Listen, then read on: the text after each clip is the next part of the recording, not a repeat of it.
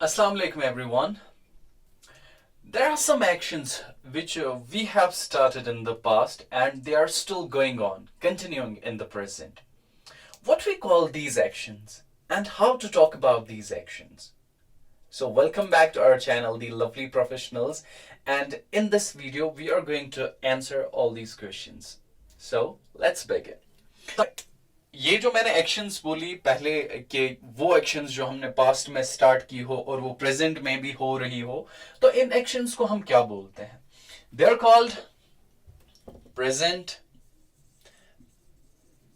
Perfect continuous. Okay, तो यहां पे एडिशनल में ऐड कर लेता हूं टेंस और present perfect continuous, present perfect continuous tense. Okay, तो ये जो टेंस है वो सारी एक्टिविटीज जो हमने पास्ट में स्टार्ट की हो और वो प्रेजेंट में हो रही हो, वो चल रही हो, तो वो सारी एक्शंस जो है वो इस टेंस में आती है. ओके, तो सबसे पहले हम उन एक्शंस को क्या बोलते हैं, किस टेंस में वो आती है? प्रेजेंट में. और प्रेजेंट में कहा? Present perfect. और समझने के लिए हम इसके फॉर्मूला लिखेंगे और फिर इसको पूरा क्लियर करने के लिए हम इसकी एग्जांपल्स बनाएंगे. ओके, तो चलिए स्टार्ट करते हैं. सबसे पहले हम इसकी डेफिनेशन देखते हैं. इट इंक्लूड्स, जैसा कि हम लिखते आ रहे हैं, तो इट इंक्लूड्स और it's used for the actions. तो आज हम इसको चेंज करते हैं. It is used for those actions or activities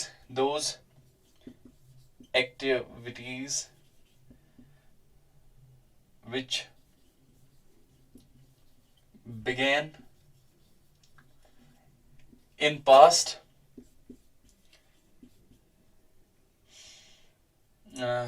and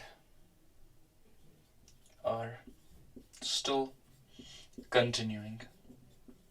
Okay, वो अभी भी चल रही है, या हम अपने हिसाब से यहां पे लिख सकते हैं इट्स गोइंग ऑन. ओके, तो ये रही इसकी डेफिनेशन. अब इसको हम एक और बार फिर से पढ़ेंगे. It's used for those activities which begin in past and are still continuing or going on. तो इसका मतलब ये हुआ वो एक्शंस जो हमने पास्ट में स्टार्ट की हो. फॉर एग्जाम्पल, किसी ने एडमिशन लिया होगा किसी कोर्स के लिए, या कोई डिग्री कर रहा है, या किसी ने कोई काम स्टार्ट किया हो और वो अभी भी चल रहा है, प्रेजेंट में भी. पास्ट में किसी टाइम पे आपने स्टार्ट किया और वो प्रेजेंट में भी हो रहा है. तो ये सारी एक्शंस, ये सारी एक्टिविटीज जो है वो हमारे प्रेजेंट परफेक्ट कंटिन्यूअस टेंस में आती हैं. ओके, तो ये रही इसकी डेफिनेशन. अब इसको और समझने के लिए हम इसकी फॉर्मूला बनाएंगे. ओके, तो इसकी फॉर्मूला जो है बहुत ही ज्यादा इंटरेस्टिंग है बाकियों से, और इसमें कुछ एडिशन है और आज हम कुछ नया सीखेंगे इसमें. सबसे पहले, अब तक हमने जो भी फॉर्मूलाज लिखी है उसी की जैसी है. इसमें भी एस है पहले, और उसके बाद ऑक्सिलरी वर्ब आएगा, उसके बाद मेन वर्ब आपको इस्तेमाल करना है, और उसके बाद जो है वो ट्विस्ट रहेगा आज. ओके, तो चलिए मैं इसको रब कर देता हूं पहले. ओके, तो ये लो जी, हो गया हमारा बोर्ड क्लियर. तो हम बात करेंगे एक्सप्रेशन नंबर 4 की, जो है present. It's present perfect continuous. Okay, present perfect continuous.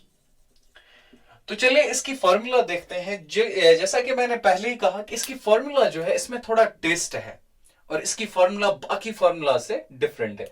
तो देखिए इसकी फॉर्मूला जो है, इसकी फॉर्मूला है S plus A V plus V4 plus it's prepositions of time. Prepositions of time. Okay, तो ये रहा इस फॉर्मूला का ट्विस्ट, प्रीपोजिशंस ऑफ टाइम. सबसे पहले हम एस को देखते हैं. जो यहाँ पे एस है, वी ऑलरेडी नो कि एस का मतलब होता है सब्जेक्ट, और सब्जेक्ट जिसके बारे में हम बात करते हैं. सब्जेक्ट हमारे पास यूजुअली दो तरह के होते हैं, it's singular and plural. Okay, उसके बाद एवी, यहां पे जो एक्सप्रेशन नंबर 4 में यानी प्रेजेंट परफेक्ट कंटिन्यूअस का सेंटेंस बनाने के लिए जो ऑक्सिलरी हम इस्तेमाल करेंगे वो हमारे पास है it's have been. Okay, it's have been and has been. तो ये रही हमारी वो ऑक्सिलरी वर्ब्स जो हम आज के वीडियो में इस्तेमाल करेंगे, सॉरी आज के एक्सप्रेशन में हम इस्तेमाल करने जा रहे हैं। और जैसा कि आप जानते हैं V4 इट्स इंग फॉर्म ऑफ द वर्ब, जिसको हम फोर्थ फॉर्म बोलते हैं।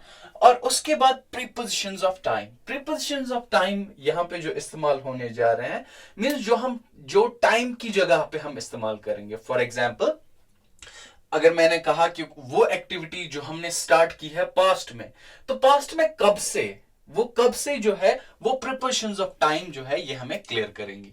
तो प्रीपोजिशंस ऑफ टाइम में हम इस्तेमाल करते हैं it's, since and for. Okay, it's, since and for. तो ये जो प्रीपोजिशंस है ये हम इस्तेमाल करेंगे। सबसे पहले हम देखते हैं, यहां तक तो फॉर्मूला जो है आई होप इट्स क्लियर। तो अब हम आगे बढ़ते हैं प्रीपोजिशंस ऑफ टाइम के लिए।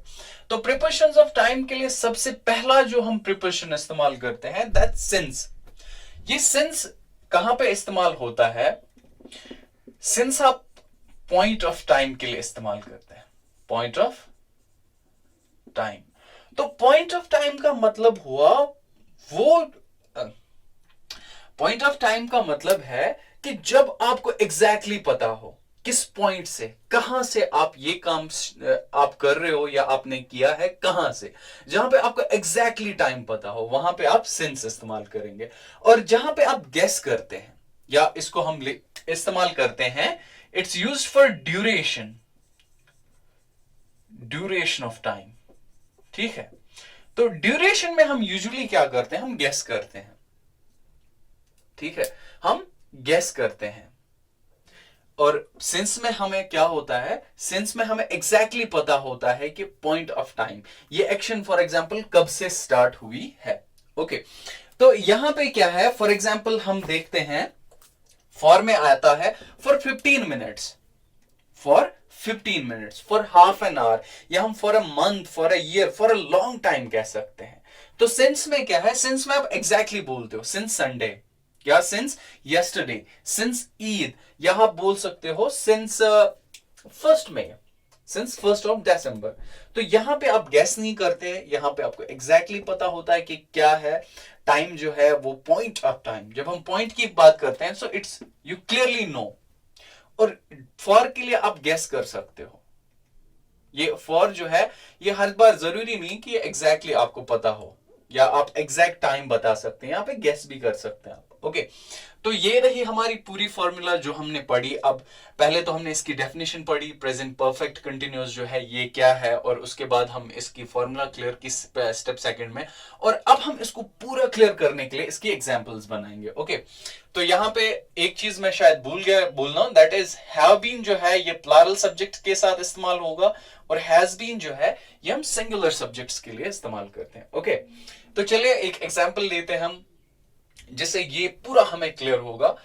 एक सब्जेक्ट लेंगे, फॉर एग्जाम्पल शी जो है ये सिंगुलर सब्जेक्ट है और इसके साथ हैज बीन आएगा, शी हैज बीन। ओके, तो यहां पे क्या है? Fourth form of verb. Fourth form means, fourth form कैसे बनती है? फोर्थ फॉर्म बनती है जब आप फर्स्ट फॉर्म को आईएनजी ऐड करते हैं, तो वहां पे क्या मिलता है आपको? Fourth form. फॉर एग्जाम्पल कोई भी वर्ब आप ले सकते हैं, उसको आईएनजी ऐड करें तो बन गई fourth form. She has been learning, usually learning is my favourite, तो हम लर्निंग से स्टार्ट करते हैं। She has been learning, she has been learning computer, और she has been learning English language. Okay, तो यहां तक जो है हम देखते हैं वो काम जो पास्ट में स्टार्ट किया है। ये एक लड़की है जिसने इंग्लिश सीखना स्टार्ट किया है। अब हम यहां पे प्रीपोजिशंस ऑफ टाइम से इसको क्लियर करेंगे कि कब से। अगर आपको एग्जैक्टली पता है तो हम बोल सकते हैं यहां पे she has been learning English language. पहले हम सिंस का लेंगे, since 1 December. Okay, since 1 December. तो ये रही हमारी एग्जाम्पल। उसने, एक लड़की है जिसने इंग्लिश लैंग्वेज स्टार्ट करी है, कहां से? 1 दिसंबर से। ओके, ये वो काम है जो पास्ट में स्टार्ट किया गया हो और वो अभी भी चल रहा है, प्रेजेंट में अभी भी हो रहा है। ओके, तो ये रही हमारी एक एग्जांपल। अगर हमें इसी को फॉर में कन्वर्ट करना है तो यहां पे सिंस की जगह आप लिख सकते हो फॉर, फॉर अ मंथ बोल सकते हो, for a month, for 20 days, कुछ भी आप कह सकते हो जहां पे ड्यूरेशन हो, एग्जैक्ट टाइम ना हो। ओके, तो यहां पे अब हम वी, फॉर एग्जाम्पल प्लारल से कोई एग्जाम्पल लेंगे। इट्स वी, तो वी प्लारल है, it's we have been, we have been constructing, we have been constructing a house,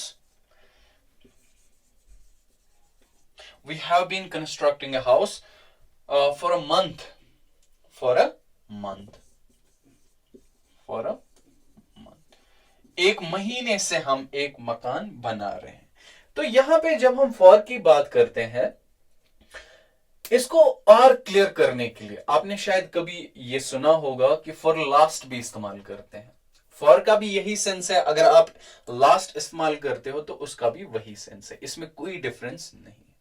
तो ये था हमारा आज का आज की एक्सप्रेशन नंबर 4 जो हमने कंप्लीट की, और इसी के साथ हमारा पूरा प्रेजेंट जो है वो क्लियर हो गया है। पहले हमने प्रेजेंट सिंपल पढ़ा, उसके बाद कंटिन्यूस, उसके बाद परफेक्ट, और आज हमने परफेक्ट कंटिन्यूस पढ़ा। तो इसी के साथ हमारा पूरा प्रेजेंट का पोर्शन जो है वो क्लियर हो गया है। और अगर इसमें कोई भी कंफ्यूजन हो या इसमें कोई एडिशन करने की कोई जरूरत हुई तो इंशाल्लाह वो हम नेक्स्ट वीडियो में कर देंगे। और यहां तक जो है ये प्रेजेंट जो हम पढ़ रहे हैं, फॉर एग्जाम्पल सबसे पहले तो मैं ये बता दूं कि we are just not learning English language, हम इंग्लिश लैंग्वेज सीख नहीं रहे हैं। हम इसको बस किस लिए, ग्रामर लिखने के लिए नहीं ही सीख रहे। हमें इसके लिए जितना कुछ आप सीख रहे हो, जितना कुछ हम आप अपनी लाइफ में देख रहे हो, इसको आपको इस्तेमाल करना है। यूजुअली मैंने जब बोला था, हमने पहले वीडियो में आपके साथ शेयर किया था दैट इंग्लिश स्पीकिंग, तो इंग्लिश स्पीकिंग जो है ये यहां पे मैटर करती है। वरना ये ग्रामर वगैरह ये हम स्कूल्स में भी हो रहा है, that when we talk about the schools there, you have, I think that almost for a, like present perfect continuous, that for continuous basis the parts of speech is taught, the tenses are taught in the schools, in the high schools, in the higher education, in the schools and the colleges. But what's happening, why people are not able to talk in English? Why are students go for, usually in our Kashmir, in our valley, that students are looking for the people who will make them able to speak English language? Simply, if I'll say simply that they want to go for English speaking after learning English for 3 or 4 years, जैसा कि हम करते हैं बचपन से ही तो start करते हैं ना, हम 8वीं से हम स्टार्ट करते हैं, इट्स 8, 9, 10th, 11th, 12th, तो 4 साल इंग्लिश हम पढ़ते हैं ना स्कूल में, और पहली क्लास यूजुअली होती है, तो वहां पे हमें इंग्लिश पढ़ाया जाता है, प्रोजेस पढ़ते हैं हम, पोएम्स पढ़ते हैं, ग्रामर पढ़ते हैं, और उसके बाद जो फर्स्ट ईयर में जाते हैं तो वहां पे हम इंग्लिश स्पीकिंग के लिए जाते हैं। ठीक है, तो ये जो है ये प्रॉब्लम क्या है, हम ग्रामर भी मैंने बहुत सारे ऐसे भी लोग देखे हैं जो बोलते हैं that for English language grammar is very important, और मेरा मानना है इट्स नॉट इंपॉर्टेंट। लैंग्वेज का मकसद ही होता है कि आप अपनी बात दूसरे जो आपके साथ आप बात करते हो उसको अपनी बात समझा सको, यही होता है लैंग्वेज का, यही मकसद है। तो I'd say that all the things you have learned or I had completed, it was a little effort, but I want you to speak that. इसको रिवाइज नहीं करना है, आपको कॉपीज नहीं बनानी है इसकी, जितना आप इसको रिवाइज करेंगे ना, that you'll be able to speak. And one thing that helped me to learn English language is that whatever happened in my life or whatever happened to me in my day, I used to talk about that. Whether I was grammatically correct or not, I don't know that at that time. I was just speaking. I set targets for myself that if today I spoke for 2 minutes, tomorrow it'll be 3 minutes, or it'll be 2.5. And with that, alhamdulillah, and it's all with the grace of Almighty Allah, I can speak for a whole day in English language. So it's just practice. उतनी knowledge तो नहीं है ना, उतनी knowledge, जब मैं knowledge की बात करूं तो नॉलेज में मैं खुद को काउंट नहीं कर सकता, आई डोंट नो मच, लेकिन I don't know about my what, but how I do that matters a lot. तो इसीलिए मैं आपके साथ भी, ये जो है इस चीज ने मेरी बहुत ज्यादा मदद की है। जो कुछ भी हो रहा है आपके इर्द गिर्द, जितना कुछ आ रहा है ना आपको, उसको बोल डाले आप इंग्लिश में। Don't think that am I right और रॉन्ग, ये चीजें राइट और रॉन्ग में अगर इंसान फंस जाएगा ना, तो आई थिंक कि उसका ये इंग्लिश स्पीकिंग का जो सफर है ना, ये उसी टाइम स्टॉप होता है। अगर ये फोबिया है मेरे, मैं क्या कहूंगा, क्या करूंगा, ये क्या बोलेगा, वो क्या बोलेगी, leave that stuff. Just stand up. If you don't have the courage, if you don't have the guts to speak in front of the people, just stand up in your room and speak to your wall, speak to your things. आप किसी ground में जाए, वहां पे आप खुल के बोले। जैसे पहले जब एक इंसान खुद को कंट्रोल कर लेता है ना, that he has no problem, then he can do anything. So see you in the next lecture. Till that, bye bye, stay blessed. Thank you.